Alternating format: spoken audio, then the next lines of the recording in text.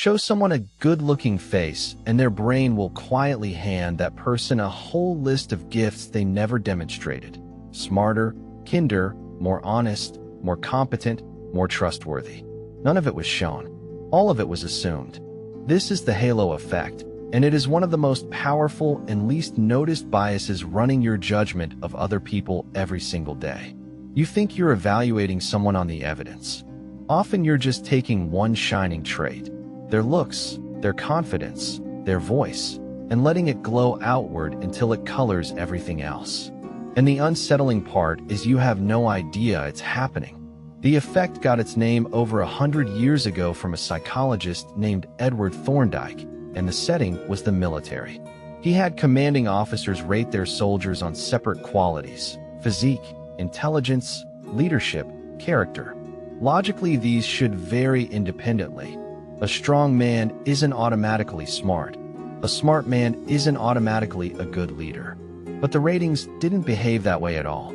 If an officer saw a soldier as physically impressive, he rated him as more intelligent, more loyal, more capable across the board. One good impression spread like a halo over every other judgment. Thorndike was stunned by how tightly the traits clumped together, as if the officers couldn't see any single quality without the others bending to match it. Why does the mind do this? Because it craves a consistent story.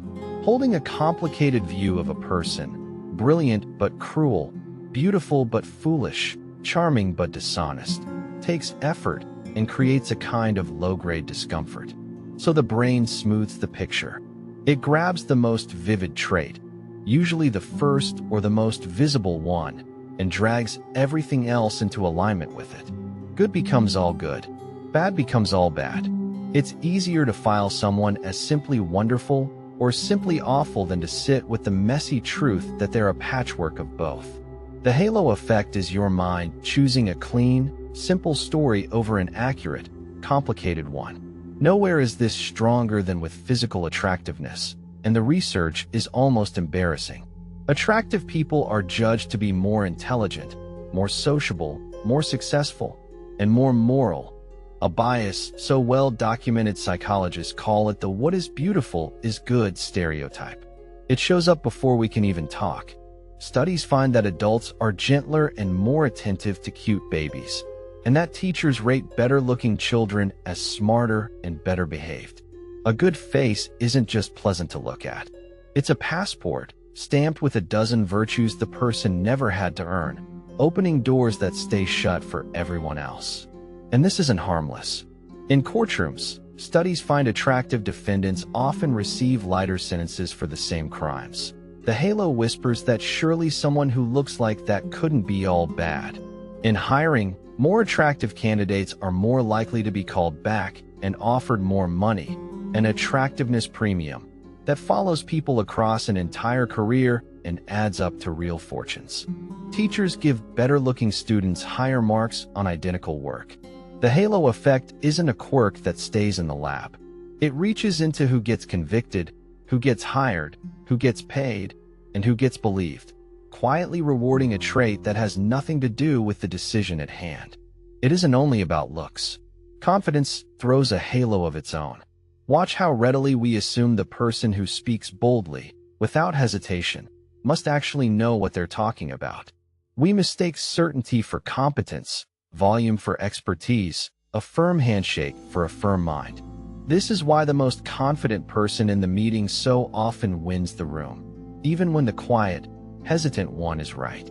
The self-assured voice creates a glow of credibility, and under that glow we stop checking whether the substance is actually there. A person doesn't need to be correct to be believed. They just need to sound like they've never once doubted themselves. The halo effect loves the very first thing it learns about you, because early information sets the frame everything after it gets squeezed into. Meet someone warm in the first 30 seconds, and you'll interpret their later coldness as having a bad day. Meet someone cold first, and their later warmth reads as they must want something. Same behaviors, opposite readings, decided by which impression got there first and lit the halo. This is why first impressions are so stubbornly hard to undo. You're not really updating your view with new evidence.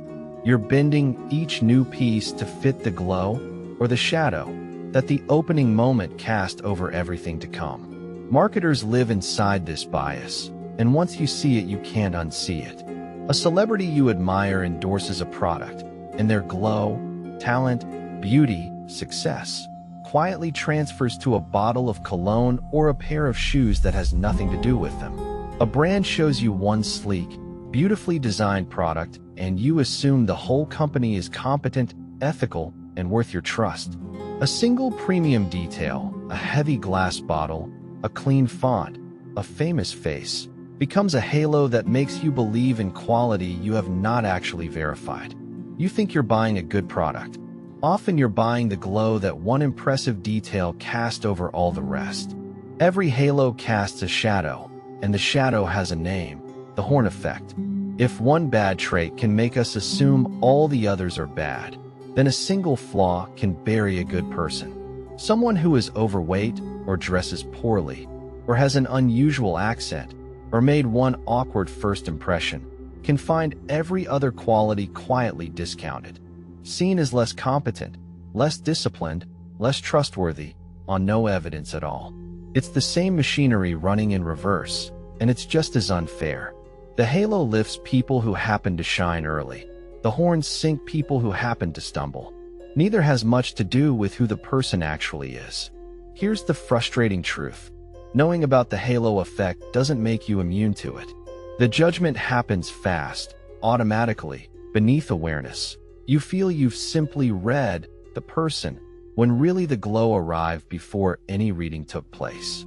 You'll still trust the attractive stranger a little too quickly, still assume the confident voice knows best, still let one flaw quietly poison your view of someone who deserved better. The bias isn't a mistake you can decide to stop making. It's the default setting of a mind that would rather have a simple, consistent story about a person than an accurate one. Awareness doesn't switch it off, but it does give you a place to stand against it. So what can you actually do? Separate the traits on purpose. When you catch yourself with a strong overall impression, this person is great, this person is useless, stop and ask what specific evidence you have for each separate quality. Are they actually competent or just attractive? Actually honest or just confident? Actually foolish or just badly dressed? Judge one trait at a time and refuse to let it vote on the others. Slow the decision down, because the halo does its fastest work in the first few seconds.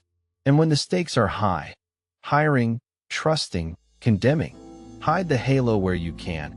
Evaluate the work before you meet the face. Weigh the argument before you hear the tone. You can't delete the glow, but you can learn to look past it.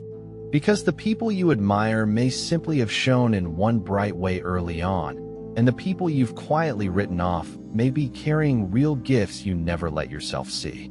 The halo effect promises you a clean, simple read on everyone you meet, good or bad, trustworthy or not, and it delivers that certainty by lying to you, filling in every blank with the color of a single trait.